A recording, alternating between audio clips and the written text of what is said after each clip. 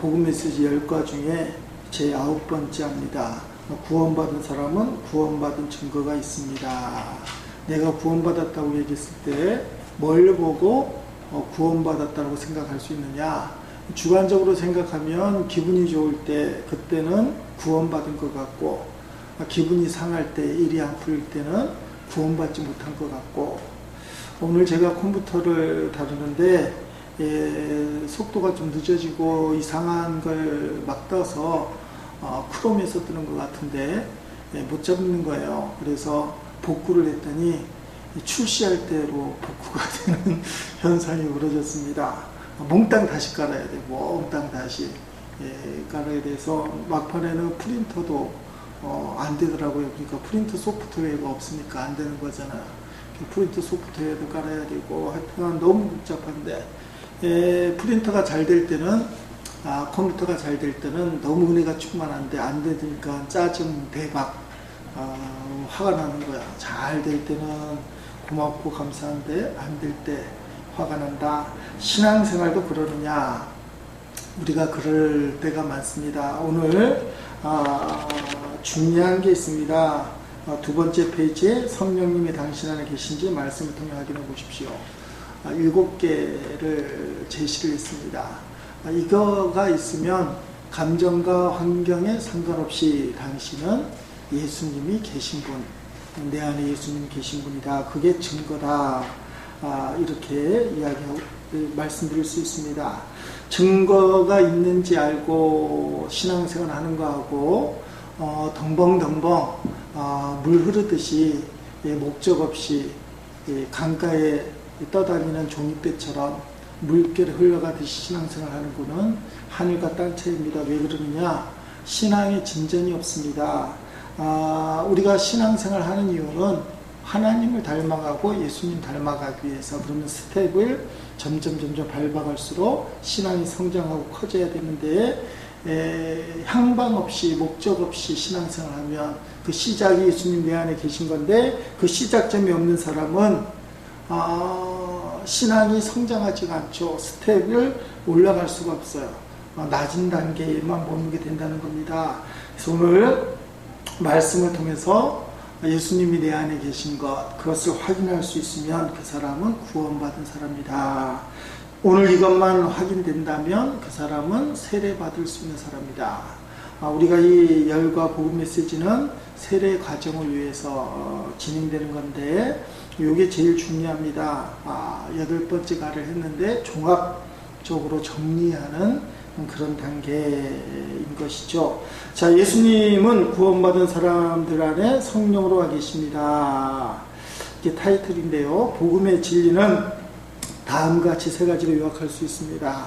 핵심이 복음이니까 우리가 복음을 믿는다고 얘기하잖아요. 복음, 복된 소식. 복음의 진리는 3가지입니다. 그러나 앞에 2개, 뒤에 하나를 더 붙일 수 있죠. 여기 없는 것 중에 앞에 복음이라고 얘기할 수 있지만 복음이 성립되기 위해서 첫 번째는 하나님의 천지창조. 하나님이 이 우주를 말씀으로 창조하셨다. 하나님이 태초에 천지를 창조하셨다. 이게 복음의 근거, 시작입니다. 자, 태초에 하나님이 우주 만물 가운데 사람을 창조하셨어요. 하나님 형상을 따라서 창조하셨는데 이 하나님 형상을 닮은 인간이 선악과를 따먹음으로 죄를 졌다. 이게 2번째 복음의 근거입니다. 왜 예수가 필요한가?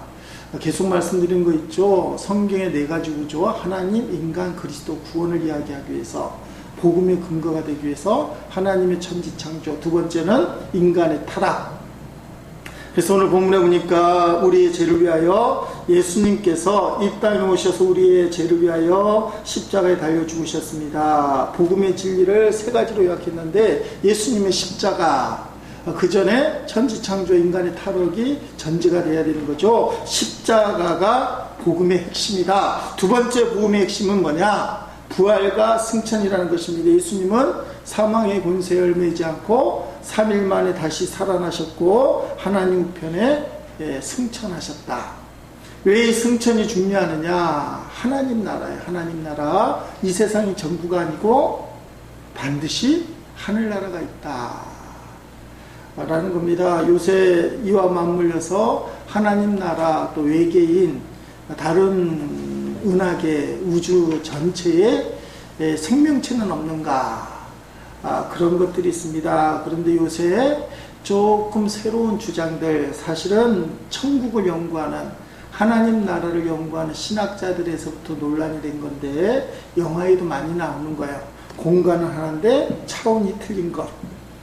그러니까 하나님 나라 외계인 연구하는 사람도 외계 생명체가 저 멀리 있는 것이 아니라 이 공간에서 다른 차원으로 존재하는 건 아닌가. 예를 들면 그런 겁니다. 심야 바다에 심야 물고기들이 살잖아요. 그 깊은 이 바닷가에 심해라고 하죠. 심야기도 이렇게 직업병이죠. 직업병. 심해인데 심해. 그 깊은 바다에 물고기들이 사는데 사람이 만든 잠수함이 나타났어요.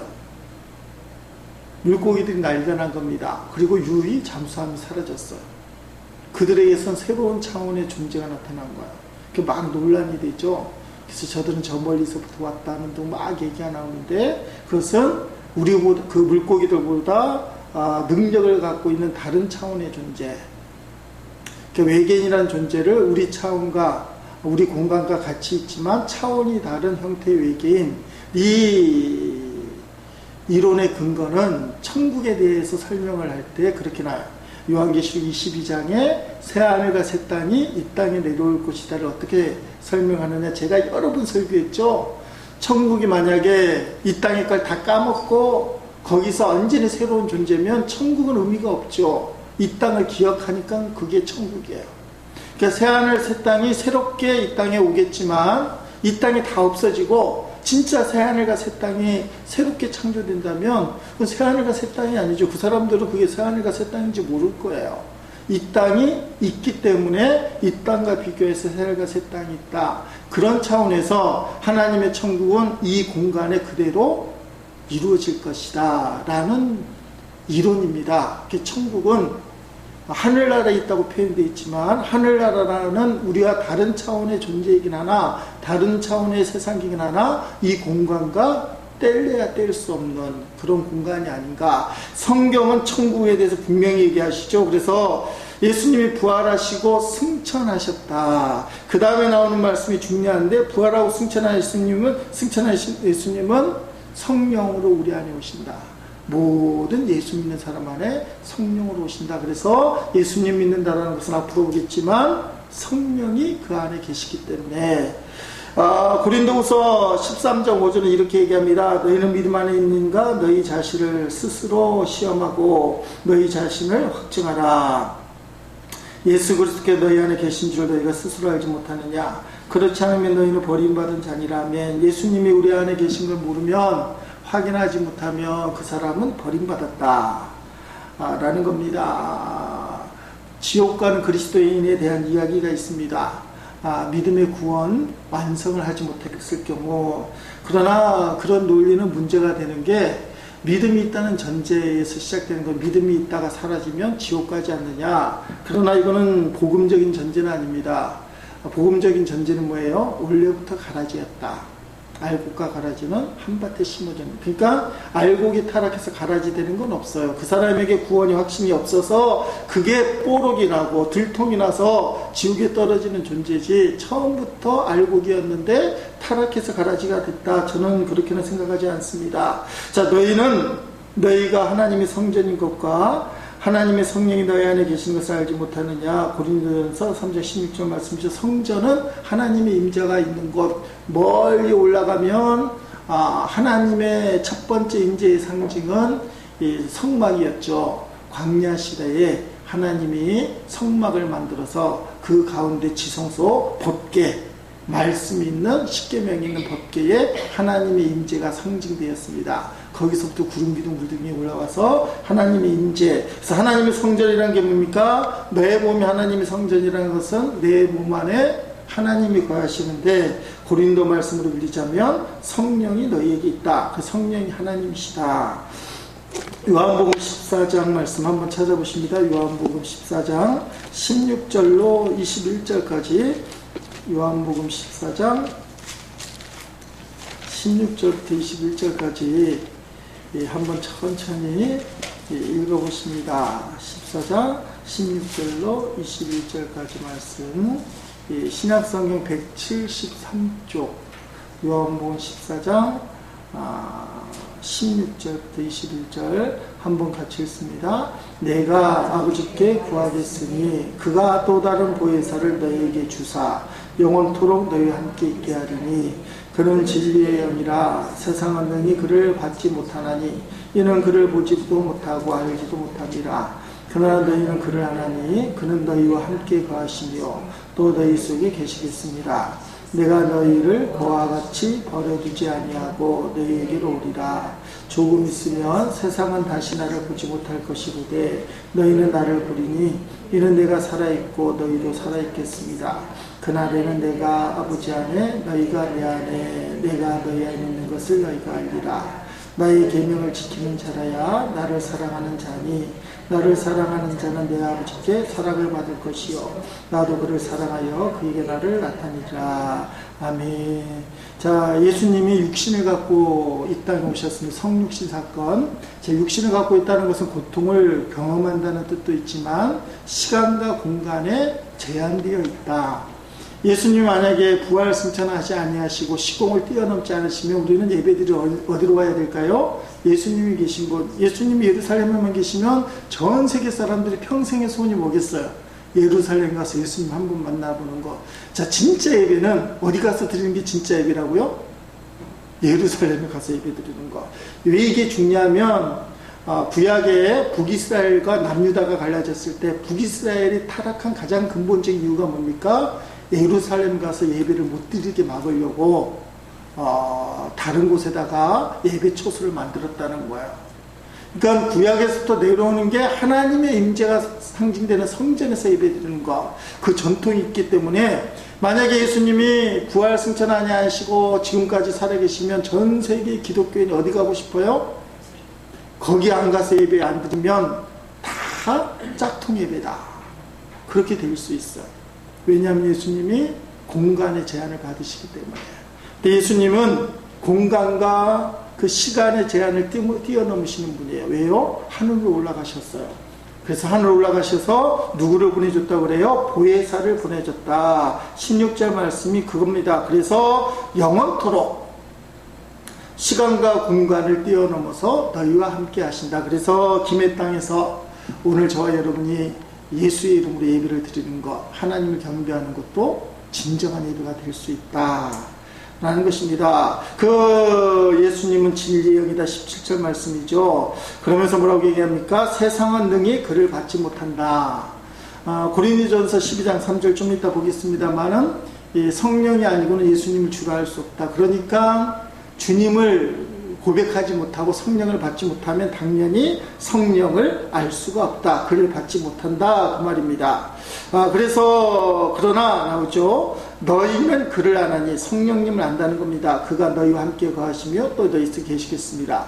예수님을 주라고 고백할 때 그 힘은, 그 믿음의 고백은 성령께서 하시는 것이다. 쭉 나오면 우리의 마음속에 누가 있느냐? 20절 말씀에 나오죠. 20절 말씀에 그날에는 내가 아버지 안에 너희가 내 안에 내가 너희 안에 있는 것은 너희가 알리라면. 자, 너희 안에 누가 있다 그랬어요? 성령님. 근데 성령님이 곧 누구라고 얘기하는 거예요? 예수님. 자, 복잡하게 얘기하면 삼위일체 하나님, 예수님, 성령님, 그분이 내 안에 계시다.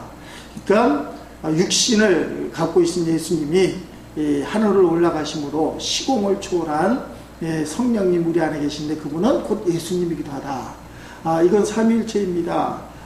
성부 하나님, 성자 예수님, 성령님, 보혜사 성령님, 이분은 동일한 하나님이시지만 또 다른 역할들을 하신다. 그 내용이죠. 그래서 복음의 진리 세 가지 위에 두 개, 또 밑에 하나, 천지창조 인간의 타락, 십자가, 부활, 승천, 성령으로 이 땅에 오시는 분, 그리고 토를 하나 더 달면 예수님의 재림. 하나님이 우주를 창조하셨기 때문에 하나님이 심판을 하지만 성경에 보니까 그 심판권을 예수님께 위임했다. 그래서 예수님이 이 땅을 심판하는 것으로 되어 있습니다. 말세 예수님 우리를 심판하신다. 개인적으로 인생이 끝났을 때 개인적인 심판도 있을 것이겠습니다만은 역사적인 심판.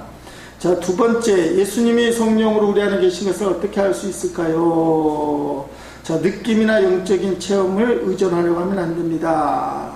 말씀을 붙들어야 된다는 거죠. 뒷장에 나오는 이야기입니다. 느낌이나 영적인 체험은 우리에게 도움을 줄 수 있지만 때로는 그것을 우리를 속일 수도 있어요. 교회 나오니까 마음이 편하다. 예배를 드리니까 마음이 참 기쁨이 솟고 행복하다. 이게 좋은 거예요. 나쁜 건 아니지 않습니까? 교회 나오니까 마음이 더 심란하고 예배 드리니까 힘이 쪽 빠진다보다 훨씬 낫은 이야기예요. 근데 그게 전부라고 얘기하면 안 됩니다. 영적인 체험, 환상을 본다든지 어떤 분은 찬양하다가 눈물이 난다든지 여러 가지 체험을 할 수, 방언도 할 수 있고 예언도 할 수 있고 여러 가지 할 수 있어요. 또 어떤 분은 투시의 은사가 있어서 속을 보기도 하고 그렇게 할 수 있습니다. 도움을 주지만 그게 전부라고 생각하면 안 된다. 그거보다 더 중요한 것이 있는데 그것은 말씀이라는 거예요.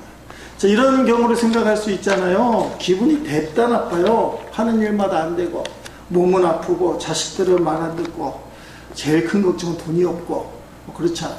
그러면 마음이 팍 상하고 몸이 아프고 정말 살아가기 힘들 그때는 예수님은 안 계신 걸까? 그때도 예수님 계셔요. 그러니까 감정이나 환경으로 예수님 믿으면 왔다 갔다 한다는 거예요.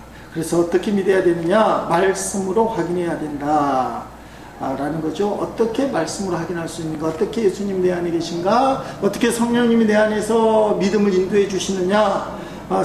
세 번째 나와 있는 겁니다. 7가지 제시사항입니다. 성령님이 다시 안에 계신지 말씀을 통해 확인해 보십시오. 자, 첫째, 따라합시다. 예수를 주라 고백하는가? 자, 주 예수여, 주 예수여. 불신자들도 흉내낼 수는 있겠지만 진심으로 고백할 수는 없다는 겁니다.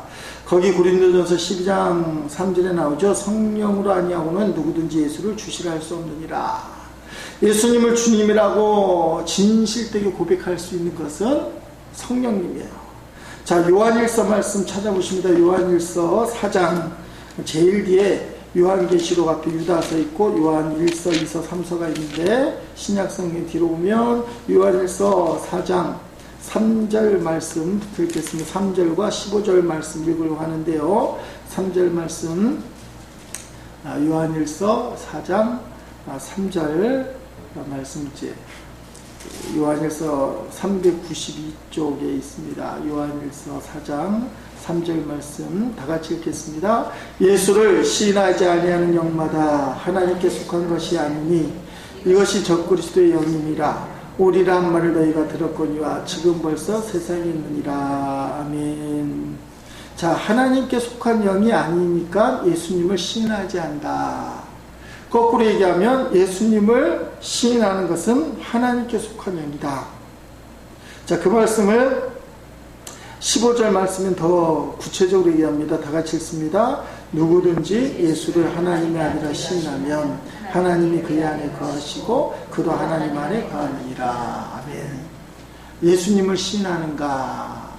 요한복음 1장 12절에는 예수님을 주라 시인하면 하나님의 자녀가 되는 권세를 주신다 그랬는데 하나님이 내 안에 계시는 것, 그것은 예수님을 하나님의 아들, 이것은 구세주를 이야기하는데 메시아 주님이라고 시인하는 것은 하나님이 그 안에 있다. 첫 번째 증거, 이게 믿어지면 당신은 성령이 당신 안에 있는 겁니다.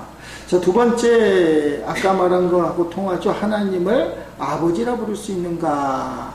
로마서 8장 15절 16절 말씀, 중요한 말씀인데 교재 있죠. 너희는 다시 무서워하는 종행을 받지 아니하고 양자형을 받음으로 우리가 아빠 아버지라 부르짖느니라.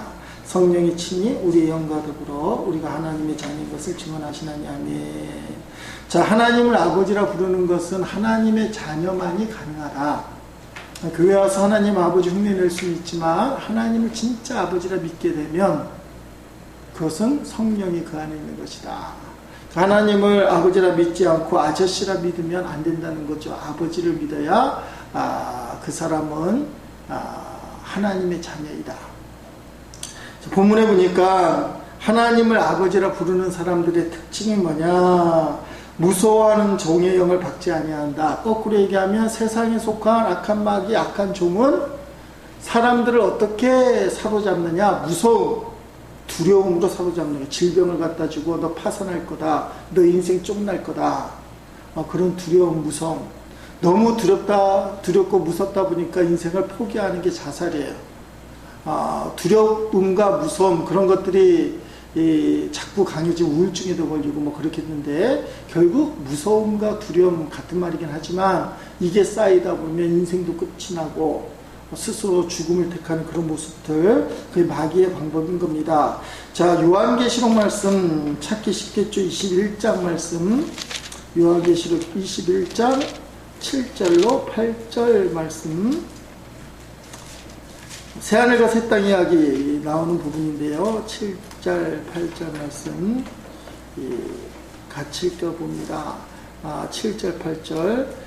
이기는 자는 이것들을 상속으로 받으리라. 나는 그의 하나님이 되고 그는 내 아들이 되리라. 아멘. 하나님이 되고 아들이 된다는 건 아버지가 된다는 거죠. 근데 첫 번째 증거가 나오는데 8절 있습니다. 그러나 두려워하는 자들과 믿지 않는 자들과 흉악한 자들과 살인자들과 음행하는 자들과 점술가들과 우상 숭배자들과 거짓말을 모든 자들은 불과 영으로 타는 곳에 던져지리라. 이것이 둘째 사망이라며. 저 두려워하는 자들이라고 되어 있어요.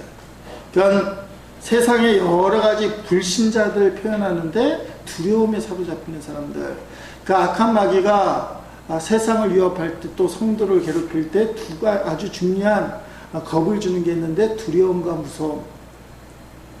교회 다니면서도 이 두려움과 무서움이 느껴지게 만듭니다. 그 목적이 뭐냐? 하나님을 아버지로 못 믿게 만드는 거. 그래, 난 죽어도 하나님이 내 아버지야, 난 죽어도 천국 가, 이런 생각을 못 갖게 만드는 거. 너 이대로 죽으면 끝이야, 이대로 실패하면 끝이야, 너 그렇게 살아서 뭐 할 거야. 그래서 두려움과 무서움에 사로잡혀서 하나님을 아버지라 부르는 그 신앙의 생활, 이게 신앙생활이죠. 하나님과의 관계가 회복된 것을 깨뜨리려고 하는 거. 하나님을 아버지라 부르는가, 이거는 입에 바른 이야기가 아니라 좀 더 깊이 얘기하면 하나님 아버지 때문에 뺨때기 맞으면 아프긴 하지만 그러나 곧 정신을 차리는 거야. 하나님이 내 아버지인데 뭐, 이런 마음. 하나님을 아버지라 부르는가.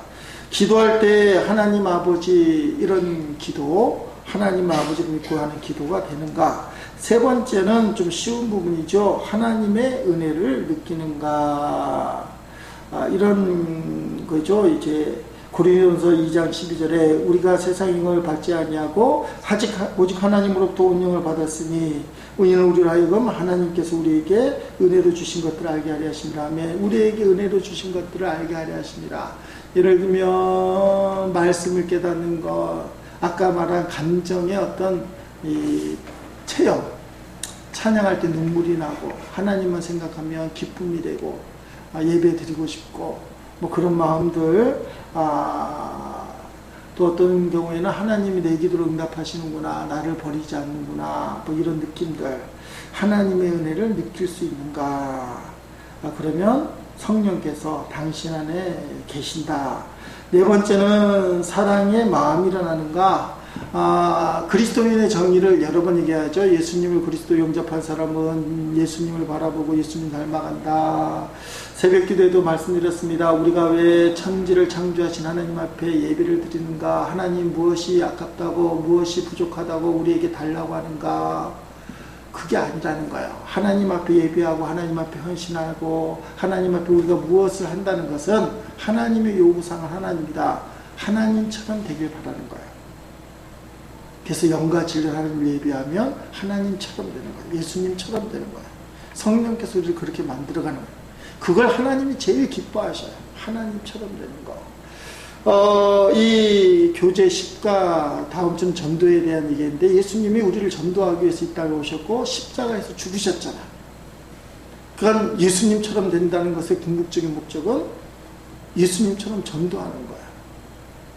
예수님을 점점 닮아간다는 것은 원수를 용서하는 거예요. 그게 사랑의 마음이라는 겁니다. 누군가 사랑하고 싶고 용서가 되는 거.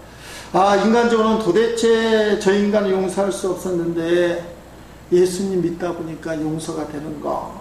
거기 나오죠. 요한일서 4장 12, 13절 말씀. 어느 때나 하나님 본 사람이 없으되 만일 우리가 서로 사랑하면 하나님 우리 안에 거하시고 그의 사랑이 우리 안에 온전히 이루어지느니라. 그의 성령을 우리에게 주심으로 우리가 그 안에 거하고 그가 우리 안에 거하신 줄 아느니라. 아멘.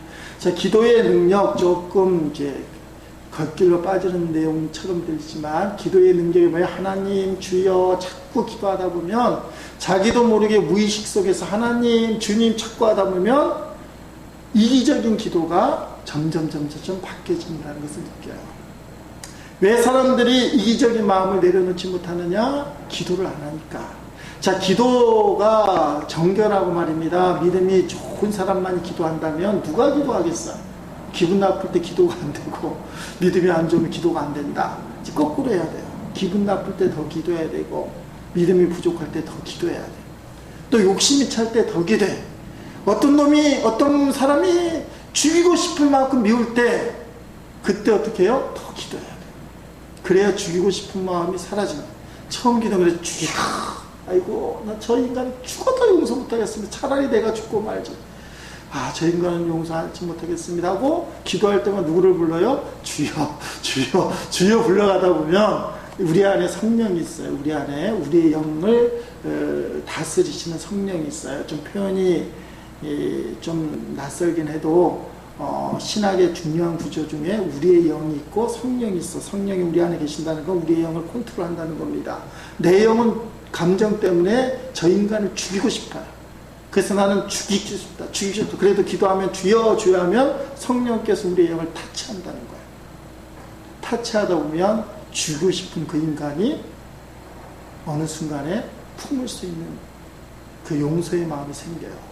아주 쉽게 말하면 김집사가 이 집사 미워 죽겠다고 이 집사 교회 떠나게 해주세요, 이 집사 망하게 해주세요 한참 기도하다 보면 며칠이 지나고 한 달이 지나고 몇 달이 지나 보면 이 집사님이 계속 김집사를 품고 기도하면 반드시 기도 제목이 바뀐다는 거예요. 사랑의 성령님이 바꿔주신다는. 이 말은 다르게도 얘기할 수 있어요. 사업이 실패해서 인간적으로 일어설 방법이 없어요. 이건 빚을 갚을 수도 없고 그냥 차라리 죽는 게 낫겠다. 근데 기도하는 거예요. 주여 방법이 없나이다. 주여 주여. 인간의 영은 안 된다고 생각해요. 이성적으로 안 되잖아요. 근데 주여 주여 하면 뭐가 역사냐? 성령께서 예수님을 생각나고 말씀으로 터치하기 시작해요. 그러면 이상하게 현실은 망하게 됐는데 영이 견디기 시작하는 거예요. 뭐 이까짓 것쯤이야 뭐 최소한 세상 사람들이 말하는 어떻게 되겠지, 시간이 흐르면 되겠지 하고는 차원이 다른 그런 근거 없는 평안이 아니라 마음속에 평안이 와요. 그게 뭐예요? 주님이 우리 영을 만들어 가시는 거예요. 그게 사랑의 마음이 일어나는 거와 연결될 수 있어요. 자, 병들었을 때도 마찬가지예요. 충격을 받았지만 주여 어떡합니까 어떡합니까 어떡합니까 자꾸 기도하다 보면 주께서 우리의 영을 만져가셔요. 그러면 이제 마음에 든든함이 생기고 악한 마귀에 우리를 공격한 아까 말한 두려움과 무서움은 쫓겨나요. 그러면 역사하기 시작한다는 겁니다. 사랑의 마음이 일어나는가, 사랑과 용서의 영이시기 때문에 이 말을 조금 심도 있게 말씀드린 그런 작용이 일어난다는 거예요. 그래서 기도가 중요하다는 겁니다. 주여 주여 주여 하다 보면 성령께서 우리가 예수를 믿기 때문에 성령께서 우리의 영을 붙잡고 인도하기 시작해요. 바뀐다는 겁니다. 그래서 미워할 수밖에 없는 사람을 사랑하게 되고 용서할 수 없는 사람 용서하게 되고 똑같은 내용이 5번째 나와요. 성령님의 근심을 느끼는가. 이거는 신앙생활을 바로 하지 못할 때 하나님의 뜻대로 살지 못하고 죄를 지을 때 내 안에 계신 성령님이 근심할 수밖에 없잖아요. 그 성령님이 우리의 상황을 열어나가기도 하지만 먼저 우리의 영 가운데 성령님이 통곡을 하셔요. 가슴 아파하셔요. 너 그렇게 살면 안 되잖아. 그런 감동을 주시기 시작한다는 겁니다. 그때 우리가 성령님이 내 안에 계시는구나 그렇게 느낄 수 있어요. 거기 최근에 예배에 빠진 적 있습니까? 그때 마음이 어떠하셨습니까? 예배에 빠졌는데 룰랄라 신는다 한번 빠지니까 별거 아니라 이렇게 생각 든다면 꼭 그런 건 아니겠지만 문제가 생길 수 있어요. 성령이 없을 수 있다. 라고 얘기할 수 있죠. 영적인 부분은 또 다르게도 볼 수 있는데 지금은 기초 단계니까 여러분 뭐 더하기 빼기 정도 얘기하는 거라서 이렇게 해석을 하는 겁니다. 하나님이 기뻐하신 거 안 하면 감정이 상하지 않습니까? 그러면 그게 성령이 계신다. 그렇게 이제 얘기할 수 있습니다.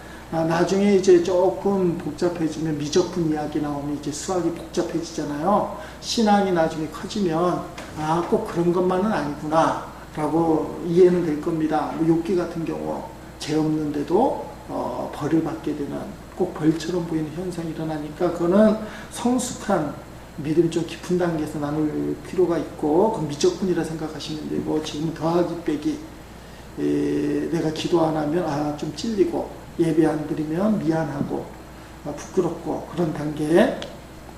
여섯 번째, 하나님의 일을 하고 싶은 소원이 생기는가. 자, 딱 잘라 얘기하면 하나님을 믿지 않게 되면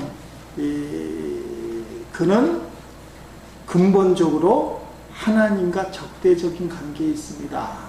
성경은 이원론 사상이 강한데 궁극적으로는 하나님이 세상을 창조하셨어요. 그래서 타락한 마귀 사단이 이 세상을 구분짓는 거죠. 하나님이 우주를 창조하셨지만 하나님과 반대되는 세력이 존재한다는 겁니다. 그게 마귀 사단인데 그 마귀 사단들은 불신자들을 붙들고 있어요. 그러니까 하나님의 존재를 믿지 않는 사람은 본의 아니게 그는 지옥에 가는 사람이고 하나님과 대적하는 사람이다. 이게 성경의 우주관이라고 얘기할 수 있습니다. 그러므로 불신자는 하나님의 일을 하고 싶은 마음이 생길 수가 없어요. 하나님의 일을 하고 싶다는 소원이 생긴다는 것은 그 안에 성령께서 계시기 때문에 그렇다는 것입니다. 빌립보서 2장 13절 말씀 중요한 말씀이죠. 너희 안에 행하시는 이는 하나님이시다. 하나님이 당신의 기쁘신 뜻을 위하여 너희에게 소원을 이루고 행하시게 하시나니 아멘. 우리로 하여금 소원을 갖게 만들고 행하도록 하신다. 그 말이 우리 안에 계시는 이는 하나님, 예수님, 성령님. 아까 말씀드린 것처럼 이 세 분이 같이 계신데 표현들이 다 다르다는 뿐입니다. 빌립보에서는 하나님이 계신다. 그래서 하나님이 원하는 일을 하고 싶도록 하신다. 마음에 소원이 생긴다. 자, 불신자가 내가 교회에 헌금하겠다. 그럴 수는 있어요. 그럴 수는 있지만 그것은 하나님을 위한 목적이 아니라 개인을 위한 목적. 말씀에 따라 하는 것이 아니라 어떤 이유가 있어서 하는 겁니다. 그럴 수 있죠. 국회의원 선거 나가는데 교회에 한번 헌금하겠습니다. 말씀에 따라 헌금하는 게 아니라 이 불신자 국회의원 출마자가 표 얻으려고 할 수 있겠죠. 하나님이 아니면은 하나님의 일을 하고 싶은 마음이 생기지 않는다. 자, 그 다음에 일곱 번째 중요한 내용이죠. 전도할 마음이 생기는가. 전도는 하나님이 가장 기뻐하시는 일입니다. 성령님 내주하고 계신 사람이 전도하고 싶은 마음이 생깁니다. 사도행전 1장 8절 성령이 너희에게 임하시면 우리 안에 계시면 너희가 예루살렘과 유대와 사마리아 땅 끝까지 내 증인이 되리라. 마태복음 10장 거기 교재는 19절 20절 말씀 그때에 너희에게 할 말을 주시느니 말하는 이는 너희가 아니라 너희 속에서 말씀하시니 곧 너희 아버지의 성령이시니라. 아멘. 그렇게 표현되어 있죠. 전도할 마음이 생기는가. 하나님이 우리를 전도하기 위해서 예수님을 이 땅에 보내주셨고 예수님 우리를 전도하기 위해서 십자가에서 생명을 주셨다. 그러니까 하나님 예수님을 닮아가는 사람은 당연히 그 전도의 행위를 따라가게 된다. 그걸 가장 중요하게 얘기하는 것입니다. 제 7가지 내용은 71쪽 제일 마지막 표에 나와 있습니다. 거기 보니까 이제 7가지 그대로 나와 있죠. 예수를 주라 시인하는가, 하나님을 아버지라 부르는가, 하나님의 은혜를 느끼는가, 사랑의 마음이 일어나는가, 성령님의 근심을 느끼는가, 하나님 일을 하고 싶은 마음, 싶은 소원이 생기는가, 전도할 마음이 생기는가. 결론, 예수님이 당신 안에 계십니까? 이렇게 묻는 겁니다. 자, 그 설명이 나오죠. 위에서 언급한 7가지 증거가 다 있을 수도 있고 몇 개만 있을 수도 있습니다. 그러나 말씀을 통해 자신의 마음을 진실하게 살피면 예수님께서 자신 안에 계신지 아닌지 알 수 있습니다. 제 신앙생활이 처음부터 명확하게 주어지길 원하지만 명확하다는 것은 오히려 위험할 수 있어요. 하나님이 우상을 왜 만들지 말라고 합니까? 우상이 하나님이라고 생각하면 안 되기 때문에. 하나님은 눈에 안 보이는 게 제일 좋은 거야. 하나님은 하나님이시기 때문에 인간이 제한할 수 없기 때문에. 여러분, 신앙생활이 처음부터 100% 완벽하게 확 눈에 들어와야만 신앙생활 하겠다. 그럼 죽어도 신앙생활 못합니다. 만약에 믿음이 완벽한 사람만 목사가 된다 하면 제가 목사가 될 수 있을까요? 없을까요? 될 수 없죠. 여러분 될 수 있는 것처럼 믿어주는 눈빛이라 얼마나 감사한지 몰라요. 자, 그러면 좀 더 심각하게 목사인 제가 완벽한 신앙을 가져야만 목사 노릇을 한다. 제가 사표를 낼까요? 안 낼까요? 사표 내죠. 낼 수밖에 없죠. 완벽하지 못하니까. 근데 하나님의 은혜로 하는 거야. 하나님의 은혜로. 부족하기 때문에 겸손할 수 있는 겁니다. 안 되니까 되려고 애쓰는 거잖아요. 여러분 왜 기도 안 합니까? 안 막히니까. 막히면 기도가 돼요. 막히면 주님 이거 큰일 났습니다. 빨리 도와주셔야 됩니다. 쓰러져야 일어서 생각을 하는 거예요. 신앙생활도 잘 모르니까 답답한 마음에 은혜 받으러 다니고 성경 펴서 읽고 찬양하고 기도하고 막 그러다 보니까 뭔가 깨닫는 거예요. 깨달을 때 100% 있는 것처럼 보이는데 좀 지나면 다 도루묵. 이거 아무것도 아니네. 난 진짜 아무것도 모르네.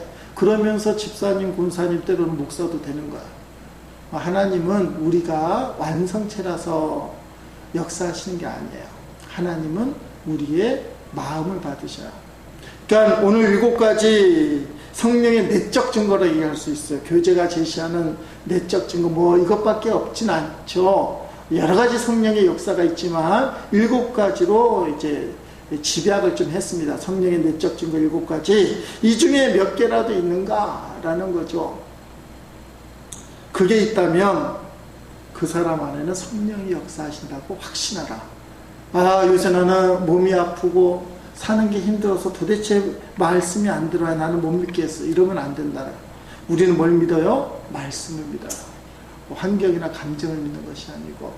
한국 교인들의 약점이 환경과 감정이 말씀보다 앞선다는 거예요. 그래서 신앙생활을 하더라도 능력을 쫓게 되고 은사를 쫓는 경우가 많이 있습니다. 네, 기독교는 말씀의 종교, 성경의 종교. 능력과 은사 이런 것도 상당히 중요하고 편안하고 일이 잘 풀리는 것도 중요하지만 결국은 신앙의 기준은 말씀이다. 그래서 말씀을 근거로 해서 당신 안에 성령님이 계신가, 곧 내 안에 계신 예수님, 그분이 계신가를 확인하면 당신은 하나님의 귀한 아들, 하나님의 귀한 딸이다. 이런 분명한 신앙의 확신의 증거를 우리 모두가 소유하고 있기를, 또 소유하고 있는 줄 믿습니다. 흔들리지 않기를 주님의 이름으로 축원드립니다.